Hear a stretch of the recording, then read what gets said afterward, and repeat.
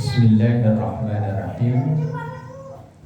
Kita ngaji surah Ali Imran ayat 68 sampai 71. Inna awlan nasi bi Ibrahim lalladzina tabauhu wa hadzal nabiyyu walladzina amanu. Inna sesungguhnya awlan nasi yang paling dekat dengan orang sesungguhnya orang yang paling dekat bi Ibrahim dengan Nabiullah Ibrahim. Di ayat sebelumnya itu kan orang Yahudi, orang Nasrani kan mengklaim ngaku bahwa Ibrahim itu beragama Yahudi dan beragama Nasrani.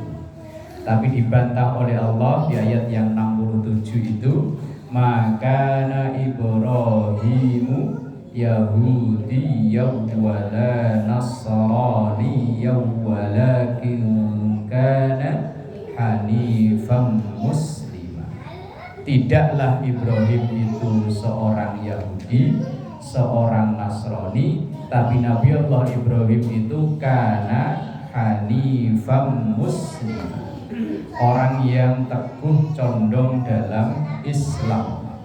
Wa ma kana minal musyrikin, dan tidaklah Nabi Allah Ibrahim itu termasuk orang-orang yang menyekutukan Allah. Kemudian dilanjut, sesungguhnya orang-orang yang paling dekat dengan Ibrahim itu ya siapa? Yaitu lalladzina tabauhu, orang-orang yang mengikuti ajaran Ibrahim. Wa hadzal nabiyyu, dan nabi ini itu yang dimaksud adalah Rasulullah sallallahu alaihi wasallam, walladzina amanu, dan orang-orang yang iman. Dari ketiga agama Yahudi, Nasrani, dan Islam. Maka yang paling banyak mengikuti syariat Ibrahim ya Islam. Mulai dari syariat sunat khitan, yang ikuti ya Islam. Selain Islam, Yahudi, Nasrani, kalaupun mereka khitan itu bukan alasan ikuti ajaran Ibrahim, tapi alasan kesehatan. Kalau Islam alasannya yang ikuti ajaran Ibrahim ya karena kesehatan. Walaupun dulu Nabi Allah Ibrahim itu pertama dikhitan, pertama disunat, umur kurang lebih 80 tahun. Lah kan umurnya ratusan. Lah kalau umurnya ratusan, umur 80 tahun itu ya kayak kita sekarang umurnya puluhan, sunat ya umur 8 tahun. Ya rata-rata anak-anak kita kan sunat di umur itu ya. Rata-rata loh ya. Ya ada yang baru lahir langsung disunat, ya ada. Kalau budaya di daerah saya memang kecil-kecil, rata-rata belum sekolah. Kalau di mertua saya malah kebalikannya. Rata-rata lulus SD nunggu masuk SMP. Ya udah 12 13 ya. Kalau di sini ya kelas 3, kelas 4 itu ya. Ya kayak umur-umur sekitar 9 tahun, 10 tahun. Lah kalau Nabi Ibrahim dulu disunat umur 80 ya karena umurnya memang ratusan tahun. Ya kalau dihitung-hitung ya sama. Kayak orang dulu umpama megang uang 10.000 tuh kayaknya gede banget. Sekarang buat beli mie ayam aja belum dapat ya. Masih kurang 3.000 lagi. Ya sebetulnya sama aja. Seperti misalnya perjalanan orang haji, orang umroh, itu kan yo napak tilas perjuangan Nabiullah Ibrahim. Orang kurban yang awalnya Nabiullah Ibrahim mau nyembelih anaknya Ismail, untungnya nggak jadi. Kalau seandainya jadi kayak apa ya? Lah iya laki-laki habis aturan, wong yang disembelih anak laki-laki kok, lah anak perempuan. dia punya anak matiin. Ya untungnya nggak jadi. Lah yang ikuti syariat khitan, syariat perjalanan haji, Sofa Marwa orang sa'i itu yang ngikuti napak tilas Siti Hajar untuk nyari air. Terus sampai tadi orang kurban. Lah yang ngikuti ajaran Nabiullah Ibrahim itu ya orang Islam. Maka inna awlan nasi bi Ibrahim lalladzina ittaba'uhu, yang paling dekat dengan ajaran Ibrahim yaitu ya orang-orang yang mengikuti ajaran Ibrahim. Makanya sampai sekarang kita kalau sholat di tahiyat akhir ya ikut menyebut nama Nabiullah Ibrahim. Sampai sholawatnya disebut dengan sholawat Ibrahimiyah. Dan sholawat yang paling sempurna dibanding dengan sholawat-sholawat yang lain yaitu karena ini terdapat dalam hadis dan kita baca di dalam sholat Ibrahimiyah. Wallahu waliyul mu'minin, dan Allah lah wali.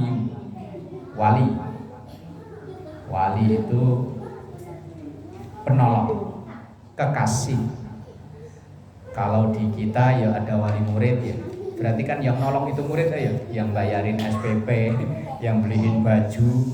Kekasih orang tua biar bagaimana itu ya sayangnya sama anak luar biasa. Dibila-bilain sampai kerja kemana ke jauh-jauh ya gara-gara anak, maka disebut dengan wali. Lah Allah itu menjadi wali bagi orang-orang yang beriman. Waddat ta'ifatum min ahlil kitabi law yudillunakum, sebagian orang-orang ahli kitab.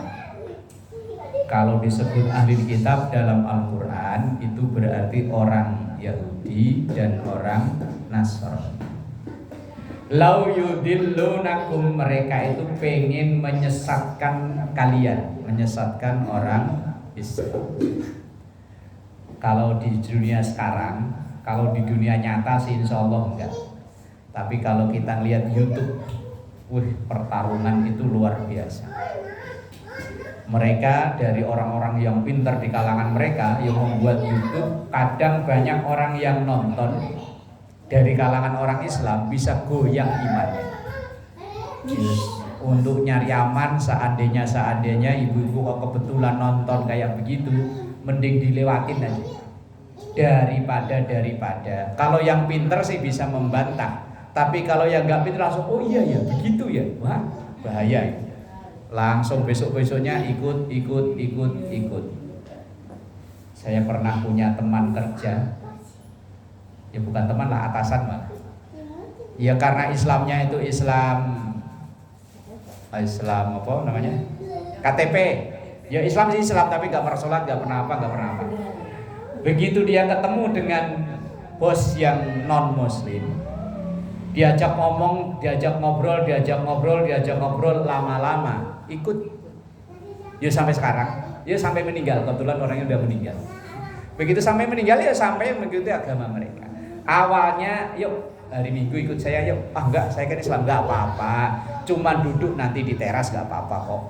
Nanti di situ jamnya kanan banyak jajanan lah. Akhirnya awalnya ikut. Begitu ikut, daripada di teras panas, di sini dalam ada AC-nya. Masuk ke dalam. Begitu udah masuk ke dalam, ini bukunya nggak apa-apa, wong cuma nyanyi tok kok, nggak apa-apa. Akhirnya ikut. Dan ini banyak kasusnya. Nah, harus hati-hati ya. Kalau di dunia nyata ini insya Allah sih nggak begitu sekarang loh ya. Tapi di dunia maya, di YouTube, di Facebook, di apa itu gencarnya luar biasa. Karena mereka ya memang lau yudil wa waddat ta'ifatum min ahlil kitabi lau yudillunakum. Mereka pengen menyesatkan sebanyak mungkin orang. Wa ma yudilluna illa anfusahum wa ma yash'urun. Wama dan tidak yudilluna mereka menyesatkan illa anfusahum ketika kecuali dirinya sendiri, wama yashmurun tapi mereka enggak nyadar. Maksudnya begini, semakin banyak ia menyesatkan orang maka semakin dalam ia di neraka. Karena kan man sanna sunnatan sayyi'atan falahu ajru wa lahu wizruha wa wizru man amila biha. Orang yang ngajak kepada kesesatan, maka dosanya orang yang diajak itu akan diterima oleh orang yang ngajak. Umpama gibah lah dosa ya. Tapi kalau kita ngajak-ngajak orang, maka orang-orang yang kita ajak berdosa, kita ikut dapat bagiannya. Misalnya ibu yang di rumah di WA, dirapain di rumah. Sini udah sini nih, adem nih enak, ada rujak, ada es. Begitu udah ngumpul 1 orang, 2 orang, 3 orang, ngobrol udah mulai. Lah yang ngajak kita, lah kita ikut kebagian dosanya. Maka kalau dalam teks ayat ini wa ma yudilluna illa anfusahum wa ma yash'urun. Mereka nyesatin orang pada dasarnya ya nyesatin diri sendiri. Ngajak orang dosa pada dasarnya ya nambah dosanya sendiri. Atau sebaliknya, kita ngajak orang berbuat baik, berpahala, maka ya sama saja dengan nambah pahala kita. Umpama kita punya teman, punya tetangga yang belum mau ngaji, belum mau sholat, terus kita ajak sekali, 2 kali, sebulan, 2 bulan, lah kok lama-lama mau, maka pahala orang yang kita ajak itu sholatnya dia, puasanya dia, ngajinya dia, kita yang ngajak ikut kebagian. Nah, umpama kita punya cucu yang segitu-segitu, dia bisa belajar Fatihahnya awalnya dari kita. Dia bisa Fatihah walaupun mungkin belum benar bacanya. Yang penting pokoknya dia pertama kali baca Fatihah dari kita. Maka nanti ketika anak itu dewasa, sholat baca Fatihah, kita yang ngajarin ikut kebagian. Maka dulu saya pernah diajarin sama guru, kalau punya anak, pokoknya dasar-dasar agama itu kalau bisa diajarin dari kitanya sendiri, dari keluarga. Nanti masalah mendalamnya baru dianterin ke pesantren, dianterin ke sekolah, dianterin ke TPQ dan lain-lain. Yang penting dasar-dasarnya, misalnya kayak wudu, Fatihah, sholat, kalau bisa dari kita. Biar nanti pahala yang diperoleh dari anak, dari sholatnya, dari wudunya itu ngalir ke kita keluarganya. Nah kalau pasrah bonggoan ke orang lain, ya orang lain yang dapat.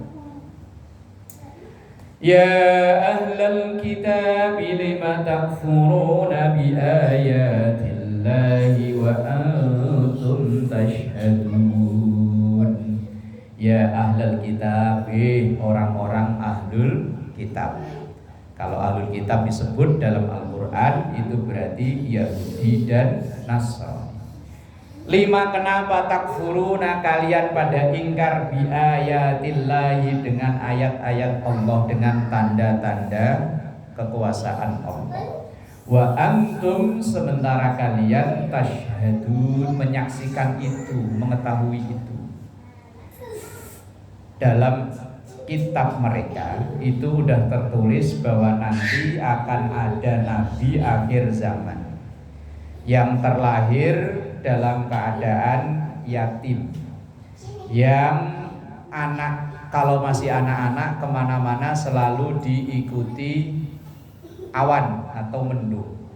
Itu tertera dalam kitab mereka. Maka mereka-mereka yang mendalami ajaran mereka, mereka sudah tahu bahwa nanti akan ada nabi di akhir zaman. Maka ketika Rasulullah masih usia anak-anak, ketemu dengan seorang pendeta namanya Buhairah, ya. Nah Buhairah ini kan pendeta agama mereka. Ketika melihat Rasulullah yang masih anak-anak, melihat kok awan itu ngikutin, wah ya ini nih calon nabi. Kemudian ketika ditanya ini anaknya siapa, Abu Thalib yang saat itu ngasuh beliau jawabnya anak saya. Lah si Bu Hairah ini nggak percaya. Wah, nggak percaya saya kalau ini anakmu, karena di ajaran kitab kami nanti ketika ada seseorang yang berjalan diikuti awan itu terlahir dalam keadaan yatim. Dan kemudian Abu Thalib menjawab, oh iya, ini adalah keponakan saya. Nah, kemudian Bu Hairah itu langsung memberitahukan pada Abu Thalib, ini calon nabi akhir zaman. Begitu sudah berjalannya waktu, begitu Rasulullah dewasa, yang pertama kali memberitahu itu calon nabi ya seorang pendeta juga, namanya Warokoh bin Naufal. Jadi mereka yang mengetahui ini calon nabi ya pendeta-pendeta mereka. Tapi kebanyakan mereka lima takfuruna bi ayatillah wa antum tasyhadun.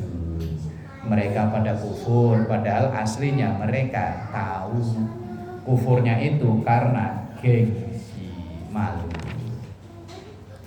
Bismillahirrahmanirrahim.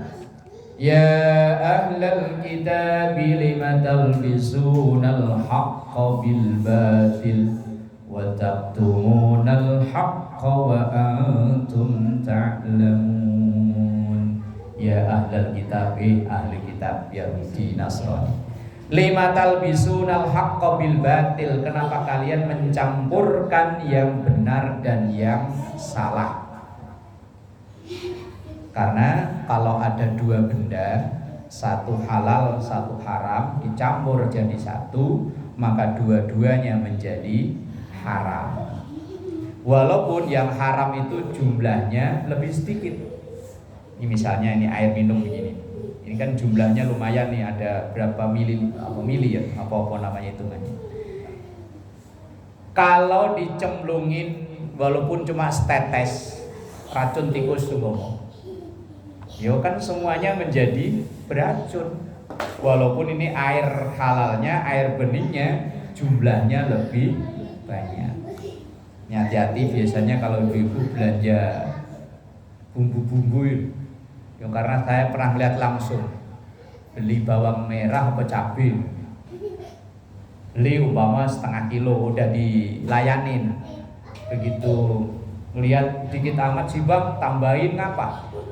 Lah kalau abangnya yang jualan ya udah ambil halal tuh, tapi kalau abangnya diem aja karena mungkin harga lagi naik, lah ibu-ibu kadang belum abangnya bilang iya udah main, ambil langsung dimasukin ke plastik gitu. Padahal yang beli ini halal setengah kilo. Lah yang nyomot itu paling berapa butir sih ya? Begitu dicampur jadi satu, maka semuanya menjadi haram. Nah ini maka perintahnya jangan mencampurkan yang benar dan yang salah, yang halal dan yang haram. Wis dipisahin. Ya ahlal kitab lima talbisunal haqqa bil batil.